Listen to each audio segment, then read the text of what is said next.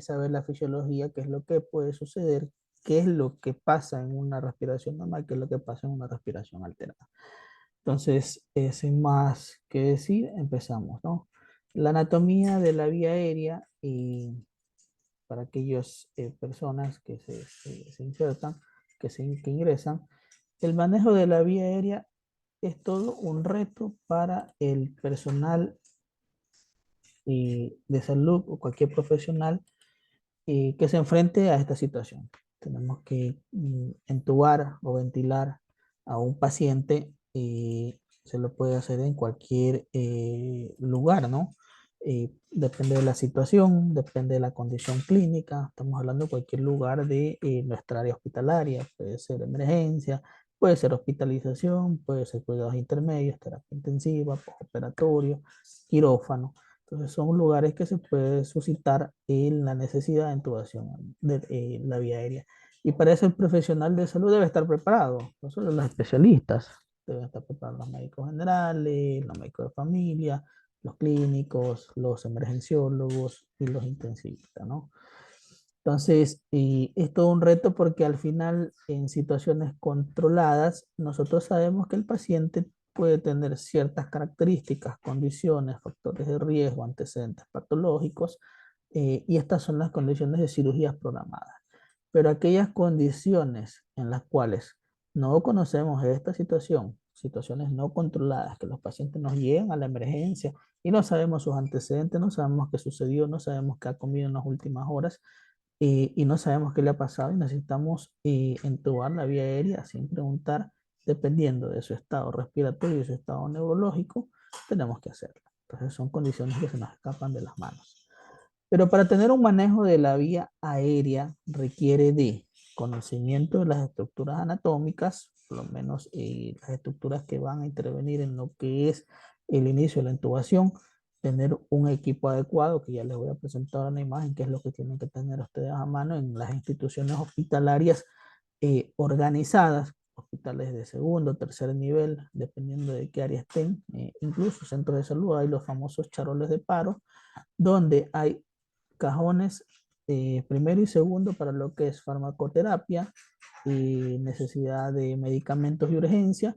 Y el tercer y cuarto cajón se reserva para lo que es la parte de vía aérea. Si ustedes han podido revisar un charol de paro, en la parte de vía aérea tenemos tubos endotraqueales, tenemos el laringoscopio, tenemos el lambú, tenemos tubos y todo lo relacionado para mantener para realizar un buen procedimiento de vía aérea, ¿no?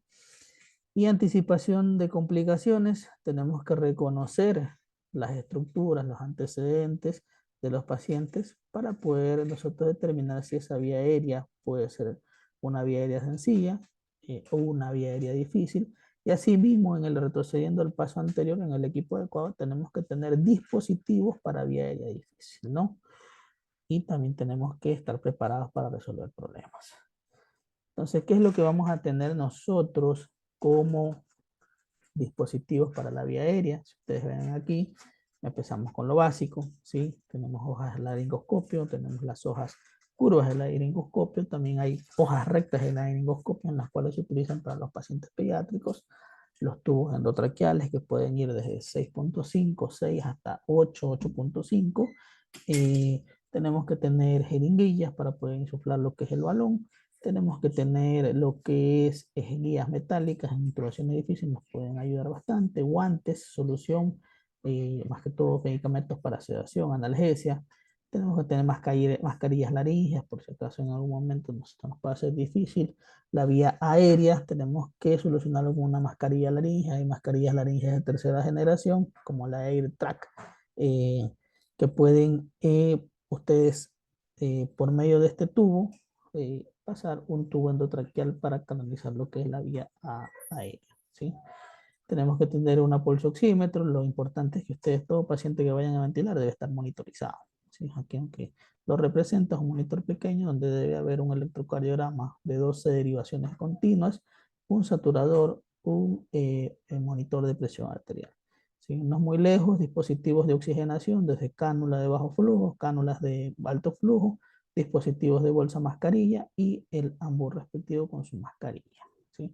Estos son los dispositivos que nosotros debemos tener en todas las áreas de emergencia, piso, donde un chaval de paro, siempre revisarlo cada que entran a guardia y que cuente con los materiales necesarios porque cualquier situación se puede presentar en cualquier momento. En el servicio de urgencias tenemos que la vía aérea es todo un reto porque el paciente ingresa en un ambiente no controlado, lo que les estaba explicando anteriormente, se desconoce el antecedente de que estuvo involucrado esta persona antes de que ocurra este desenlace en el cual lo lleva a la intubación y tenemos que tener un personal que domine la perfección todas las técnicas y métodos y tenga adecuados materiales para garantizar una vía aérea y ayudar en el pronóstico. Esto es lo que sucede en las áreas de emergencia, los ambientes no controlados a los que me refiero. No sabemos qué es lo que tiene el paciente, pero tenemos que abordar una vía aérea para proteger lo que es la vía aérea y adecuar lo que es la ventilación y oxigenación, sin descuidar lo que es la parte hemodinámica. Estos son los factores que mencionan que mejoran lo que es el conocimiento de la vía aérea, desarrollo de programas en el manejo de la vía aérea, así como su capacitación. Todo hospital debe tener un programa de desarrollo y capacitación al personal médico, paramédico, enfermería y terapia respiratoria en lo que es la vía aérea. Hay instituciones fuera de nuestro país, más que todo las anglosajonas, las europeas y las americanas, que capacitan a su personal constantemente y tienen cursos que se dan cada año para el personal que está dentro de su institución o el personal nuevo que ha ingresado. En nuestro país, las instituciones de educación superior, donde existen las carreras de medicina y o enfermería, con esto del programa de las acreditaciones, ya desarrollan programas para, más que todo, sus alumnos, para que tengan las destrezas necesarias para un adecuado manejo de la vía aérea. Gestión de la obtención de recursos, eso ya toca a cada personal que está dentro de áreas administrativas o jerarquías superiores, canalizar los recursos necesarios para poder desarrollar y capacitar a su personal, ¿no? Desarrollo y fomento la investigación en cada institución y asimismo adicionar tecnología moderna a lo que es los procedimientos de vía aérea, como en este caso serían dispositivos como KimVision, y tenemos también lo que es laringoscopios o incluso fibroroncoscopios para la canalización de la vía aérea. Aquí por unas imágenes de los dispositivos que podemos utilizar, tipo Phantom, que se pueden utilizar para lo que es ejercicios de la vía aérea, que eso hay en instituciones un poquito más organizadas, ¿no? En este caso, un resumen de las competencias de las personas que deben tener en el manejo de la vía aérea. Deben haber competencias cognitivas, competencias psicomotrices y competencias afectivas. En lo que es la cognitiva es toda la información que debemos tener para poder tener y adecuar un buen manejo de la vía aérea. Indicaciones de intubación endotraqueal. Para indicaciones de intubación endotraqueal también tenemos que conocer la sedación en el momento, la anatomía y fisiología de la vía aérea. Tenemos que conocer los síndromes que pueden llevar a desencadenar lo que es la realización de este procedimiento, predictores, identificadores de vía aérea difícil, como la línea esternomentoniana o esternotiroidea, cuando debemos pensar de que una vía aérea puede ser difícil, incluso la evaluación de malla empática, que generalmente en vía aérea de emergencia casi no lo utilizamos, más utilizamos el malla empática en lo que es los procedimientos coordinados, ¿no? Y saber lo que tenemos que hacer cuando necesitemos una vía aérea, que es la secuencia de rápida intubación que consta de 7 pasos, ¿no? La farmacología para la misma, actitudes psicomotrices, técnicas, y para hacer técnicas tenemos que tener un entrenamiento, tenemos que conocer los equipos y los dispositivos, los manejos de la ventilación, las bolsas, las mascarillas, los dispositivos de oxigenación, y debemos tener una competencia afectiva. Aquí habla de lo que es manejo y control de estrés, situaciones de caos. Debemos, para tener este manejo de estrés y situaciones de caos, debemos estar preparados, anticipados y tener una planeación, ¿sí? Y aparte de eso, tener como último un equipo en el cual se sostenga este tipo de procedimientos. tanto médicos, enfermeros, terapistas respiratorios, auxiliares y o paramédicos que en ese momento se encuentren. Deben estar entrenados y capacitados por un adecuado manejo de la vía aérea. Entonces, para no eh, alargar el asunto, vamos directamente a lo que es la anatomía de la vía aérea. La cavidad oral se divide en dos partes: la cavidad oral propiamente dicha y el vestíbulo. El vestíbulo es la parte que está en el espacio entre lo que es las mejillas y las encías o la parte dentaria. ¿Sí? Es una cavidad virtual que se convierte en real, y todo está dado dependiendo del tamaño de lo que el grosor y el tamaño de las mejillas. Y la cavidad oral, como ustedes lo saben, tiene su techo, que está formado por el paladar duro, paladar blando, su base, que está la lengua, y a los costados lo que es la parte dentaria y las encías. ¿Sí? Es la forma de abordaje a aquellos pacientes que necesitamos la intubación orotraqueal. La cavidad nasal, el cual tiene un diámetro antero-posterior mayor, de abajo hacia arriba, una forma triangular y está por encima de la cavidad oral. Está dividida por el etmoides, por el hueso etmoides, en dos cavidades, tanto derecha e izquierda, en las cuales se encuentran los cornetes superiores, medios e inferiores, y es una puerta de entrada para lo que es, tiene propiedades para humidificar, limpiar el aire que ingresa a las vías respiratorias superiores.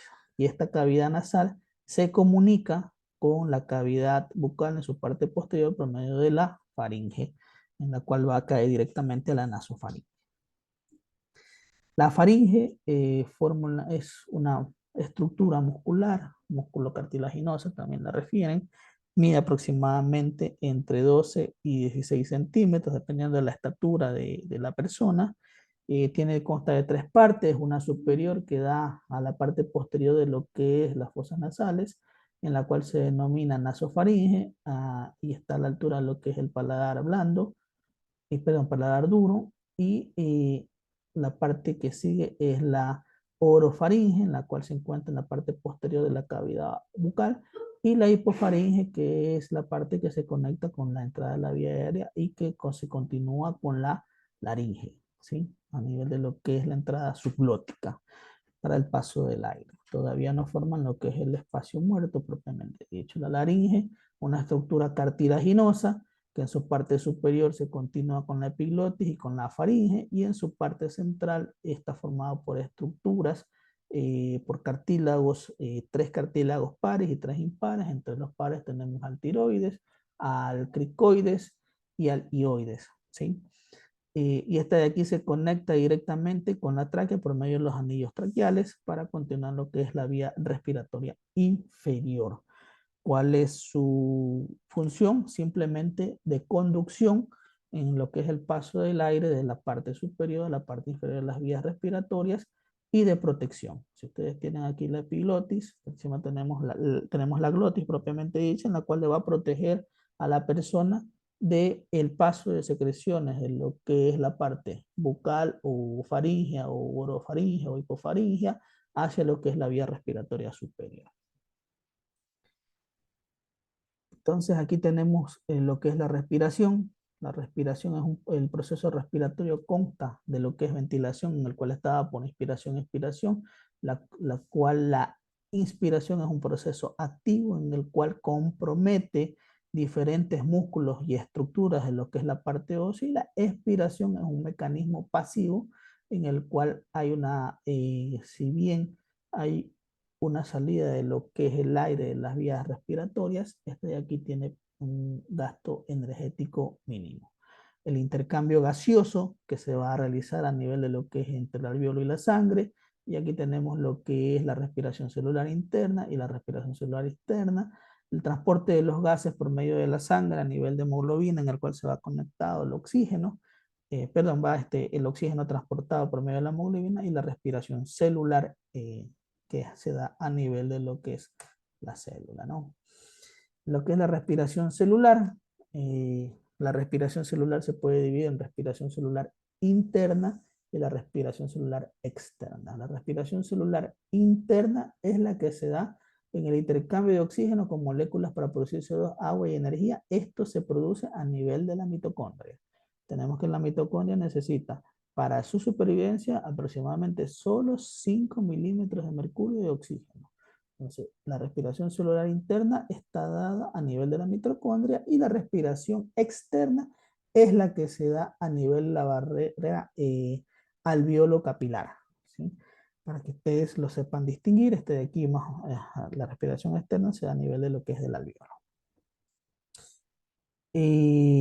La regulación de la respiración, hay varios mecanismos que regulan lo que es la respiración, entre ellos está un mecanismo central en el cual nosotros tenemos a nivel del tronco encefálico los receptores, en la parte neurológica, el centro respiratorio, en el cual este de aquí tiene una sensibilidad o quimiorreceptores para lo que es la monitorización de los niveles de oxígeno y CO2 en sangre. Siempre recordemos que el centro regulador cerebral se activa con los cambios más que de oxígeno con CO2, ¿sí?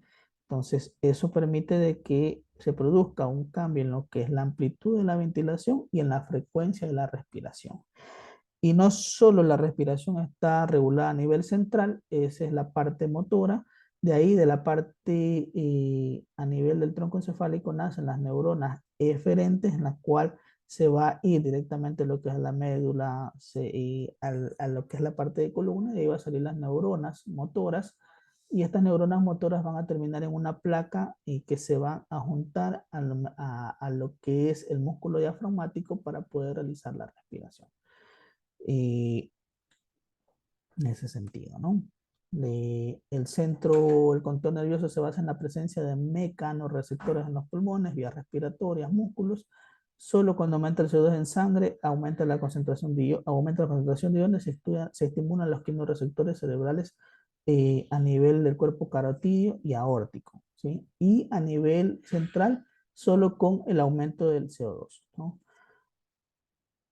Entonces aquí tenemos quimiorreceptores que se encuentran localizados a nivel central, a nivel del tronco encefálico. No detectan cambios en la PO2 como les indicaba, lo que sí detectan cambios en la PCO2 y de forma indirecta por cambios en el pH también puede producir alteraciones en las respiraciones. Ahí tenemos varios tipos de respiraciones como AUL, Chain Stock, Biok, en escalera y que pueden producirse de acción central. Una de ellas generalmente el chain stone, en el cual se produce una amplitud en la respiración con un aumento en la frecuencia y con periodos de acortamiento del mismo, ¿no? Eso se da en pacientes que tienen trauma craneoencefálico severo, con lesión cerebral instaurada, pacientes con evento cerebrovascular, pacientes incluso con insuficiencia cardíaca pueden desencadenar este tipo de respiración y los quimiorreceptores centrales son sensibles a los cambios de CO2. Y los periféricos se encuentran ubicados a nivel de los vasos sanguíneos, especialmente en carótidas, especialmente en lo que es la aorta, y detectan cambios en la PO2 eh, y asimismo en la PCO2, ¿no? A nivel del bulbo carotídeo también se encuentran este tipo de receptores, ¿sí? Aquí como una explicación, otra de las partes que incide en lo que es la respiración, tenemos que es el músculo diafragmático. Ustedes van a ver en lo que es la parte izquierda y esquematizado una radiografía de tórax donde se encuentra una radiografía de tórax normal, donde ustedes van a poder ver cómo se encuentra estructurado el músculo diafragmático con una curvatura, una concavidad tanto del lado derecho como el izquierdo. Esto a la inspiración hace que la parte tanto antero-posterior como infero-superior se dilaten y la persona expanda sus pulmones aumentando lo que es la capacidad pulmonar, todo por mantener un músculo diafragmático indemne. ¿Sí? Aquí en el lado derecho tenemos una radiografía que no es normal, que tiene cambios en su patrón, que hay un infiltrado intersticial, probablemente se trate de paciente con algún proceso pulmonar crónico, y en el cual si ustedes ven la forma de lo que es la parte del músculo, la parte diafragmática, ¿sí? Está totalmente aplanada. Y esto de aquí va a incidir en lo que es la capacidad pulmonar porque existe aquí un mecanismo de atrapamiento aéreo en el cual el aire empieza a desplazar o a modificar la forma de lo que es el músculo diafragmático, y este no va a tener la capacidad de alargarse o acortarse para aumentar la capacidad pulmonar, y por ende estos pacientes van a tener disminuida su capacidad pulmonar, solo en muestras de cómo se puede ver lo que es la parte del músculo diafragmático en una radiografía. Siguiendo con lo que es las vías respiratorias, tenemos que las zonas de conducción continúan después de la laringe con la tráquea, aproximadamente mide entre 2 y 16 centímetros, está compuesto entre 16 y 20 anillos cartilaginosos, y aquí existe una bifurcación de la tráquea, lo que se conoce como carina traqueal, tanto del lado derecho, que se divide en 3 bronquios principales, superior, medio e inferior, para los segmentos superior, medio e inferior, y del lado izquierdo en 2, tanto para la parte superior y para la parte inferior. De ahí vienen los bronquiolos secundarios, de ahí vienen los bronquiolos, se van ramificando y hasta llegar a su unidad básica y funcional, que es el alveolo, en el cual consta de aproximadamente, cada persona puede llegar a tener entre 300 y 600 millones de alveolos como unidad funcional básica respiratoria.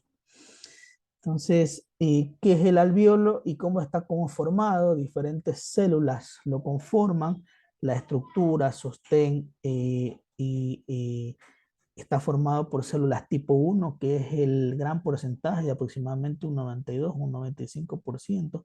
Son las células que le dan el armazón, que le dan la forma, que le dan el recubrimiento y que mantienen el alveolo, ¿sí? Lo mantienen, le dan el sostén. Las células o los nemocitos tipo 1 que les acabo de indicar, los nemocitos tipo 2, que estos de aquí son los que producen la sustancia surfactante para evitar que el alveolo se colapse, eh, tanto en la inspiración como en la expiración. Si es que no hubiera el surfactante, hubiera un colapso del mismo, en el cual no se pudiera insuflar ni en la inspiración, y cuando se expira, el alveolo se colapsa, ya no podría en la siguiente respiración aperturarse. Entonces, sin la sustancia surfactante, esto no podría existir el intercambio alveolar. ¿Y cuál es la otra capacidad de esta célula de neumocitos tipo de convertirse en neumocitos tipo 1 cuando estos de aquí ya se degeneran? Otras células que conforman lo que es el alveolo son los macrófagos. Los macrófagos son los encargados de limpiar todo tipo de sustancias, lesión, micropartículas, tanto bioquímicas como biológicas, en este caso virus, bacterias u hongos, y se encargan de mantener limpia lo que es la superficie alveolar. Está formado también con capilares. La unión de los alveolos forman los famosos llamados sacos alveolares, ¿no? Y aquí está la unidad alveolo-capilar, donde se produce la respiración externa, el cambio externo. Está formada por lo que es el alveolo, en su estructura los neumocitos tipo 1, los neumocitos tipo 2 que dan lo que es la sustancia surfactante, separados de lo que es el capilar por una membrana o un espacio intersticial donde se va a difundir lo que es el oxígeno, que ya lo vamos a explicar en estos momentos, ¿no? Aquí le vamos a explicar lo que es el intercambio gaseoso, eh, esquemáticamente y a breves rasgos. Cuando una persona inspira aire, ¿sí? La presión de oxígeno que se inspira es de aproximadamente 150 milímetros de mercurio y la presión de CO2 es de 0 milímetros de mercurio. Cuando ese aire empieza a circular por las vías respiratorias superiores e inferiores, se empieza a mezclar con los sistemas de conducción donde no hay intercambio gaseoso, que son las estructuras que acabo de mencionar, lo que es la parte anatómica, y ese espacio se considera un espacio muerto donde la mayor cantidad de aire que presenta tiene PCO2. Entonces, lo que entraba de PCO2, 150 mililitros de mercurio P2 y 0 PCO2, ya cuando llega al alveolo, en el tránsito de estas estructuras, ya nos llega con una PO2 de 100 milímetros de mercurio, y ese espacio de 50 milímetros de mercurio es desplazado por la PCO2 que se encontraba en lo que es el espacio muerto respiratorio, un espacio donde simplemente circula el aire o está retenido el aire, pero no hay un intercambio como tal. Y esto de aquí, por diferencia de presión, en este caso de difusión simple, pasa a lo que es los alveolos capilares, lo que es la parte arterial, hasta que se difunde con lo que es la célula hasta los capilares venosos, ¿sí? Y en los capilares venosos se intercambia por diferencia de presión una PCO2 que es mayor que una PO2 que es mayor en el espacio arterial a la PO2 que se encuentra en el espacio venoso, se difunde y una vez que pasa por el capilar, después de irrigar a todo lo que es el sistema arterial y venoso, esta de aquí ya sale en forma de una PO2 de 40 milímetros y una PCO2 de 46 milímetros a seguir el paso de lo que es el intercambio de gases, ¿sí?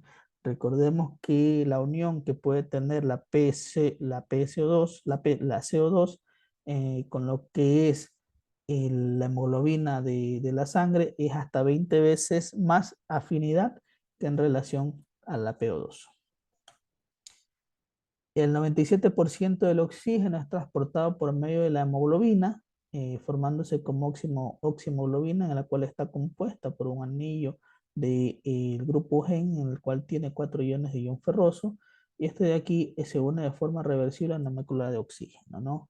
El 3% restante del oxígeno se transporta disuelto en el plasma sanguíneo. En lo que es a la mecánica ventilatoria, la ventilación pulmonar es un movimiento de aire que mueve los pulmones, tanto hacia la parte exterior como hacia la parte exterior hacia el interior. Y la ventilación pulmonar depende de lo que es el volumen de aire que entra en la inspiración y la frecuencia respiratoria.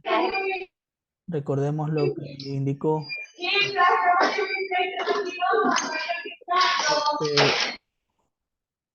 recordemos lo que indicó hace un momento en la posición anterior, eh, que el aire que inspiramos normalmente se conoce como volumen corriente y dependiendo del tamaño de la persona y la composición corporal de la persona, puede variar en minutos.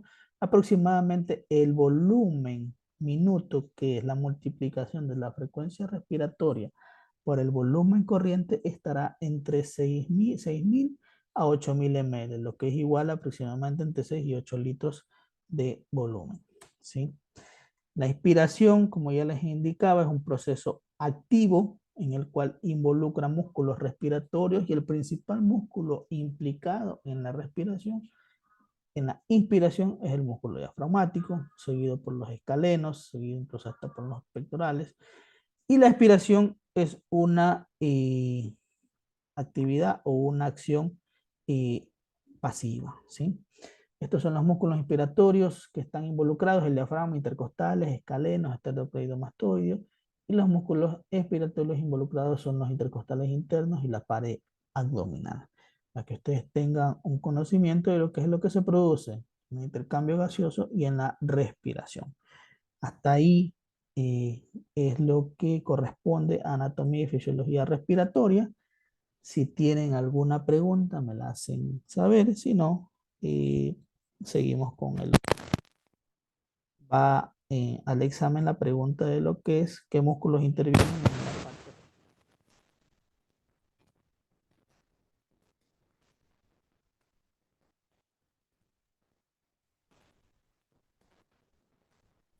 David, si nos puedes repetir la pregunta porque no se te logra escuchar. Pregunta que posición, qué músculos están involucrados en lo que es la inspiración y la expiración para que ustedes lo vayan. Entonces ahí tenemos músculos respiratorios, diafragma, intercostales externos, escaleno, los músculos respiratorios, intercostales internos y parietales.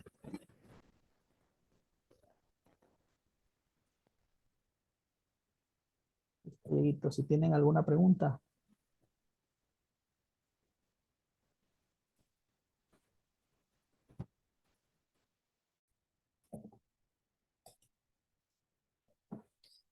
Hola, David.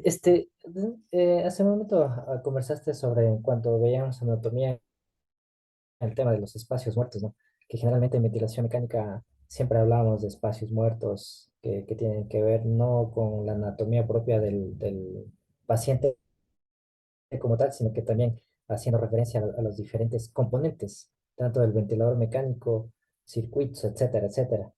¿Qué relevancia podría tener esto en cuanto a la ventilación como tal en un paciente?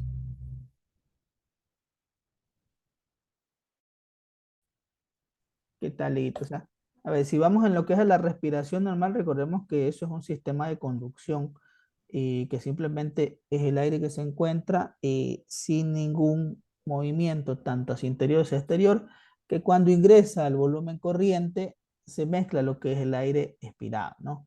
Ese es el espacio muerto que no tiene es un sistema de conducción en el aparato respiratorio y que no se mezcla, porque no hay estructuras que se van a mezclar, porque todo el intercambio gaseoso se hace a nivel de lo que es el alveolo, en la persona normal.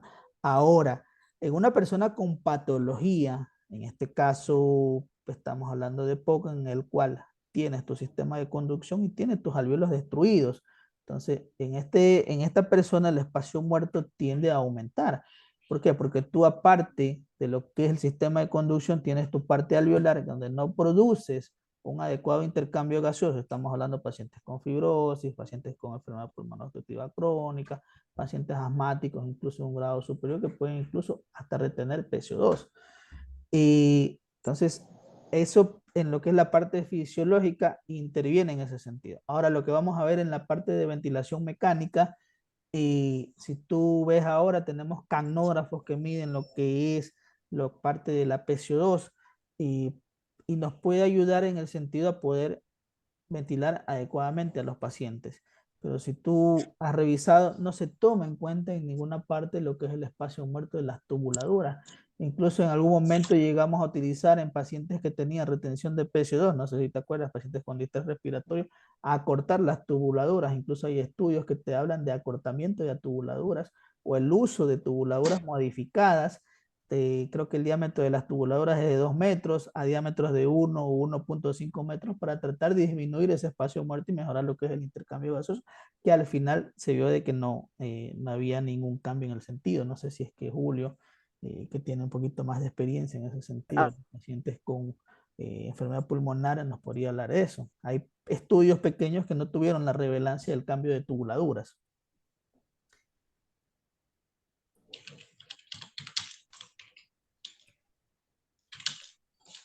Claro, justamente eso, por ejemplo, como mencionaba, ¿no? Anteriormente, la medicina va avanzando y a veces hacemos cosas que en su momento pudo haber parecido que era bien, pero sin embargo, pues la evidencia científica, los nuevos estudios dicen lo contrario, ¿no? Entonces, justamente lo que conversaba David era que, por ejemplo, paciente con un asma casi fatal, normalmente lo que hacíamos justamente era cortar el tubo endotraqueal lo más pequeño posible, cortar de las tubuladoras justamente para disminuir el espacio muerto y en teoría, entre comillas, mejorar el intercambio gaseoso, pero como bien lo manifestó David, pues eso realmente quedó a la historia, eso no está bien, no se realiza y los estudios y la evidencia científica pues avala todo eso, ¿no? Entonces, ¿por qué hacía esta pregunta o esta connotación? Porque muchas veces dicen, no, el espacio muerto, y hay una discusión sobre el espacio muerto y bla, bla, bla, bla, bla, bla, que a veces no tiene mayor sentido, ¿no? Incluso ya no se discute tanto el espacio muerto en las últimas conferencias o en las charlas.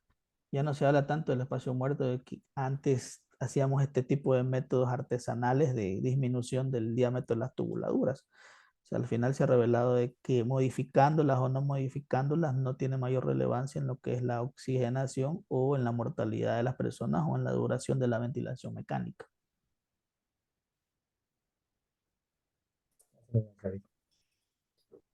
No sé si hay alguna inquietud por parte del auditorio para con el doctor David Oñate.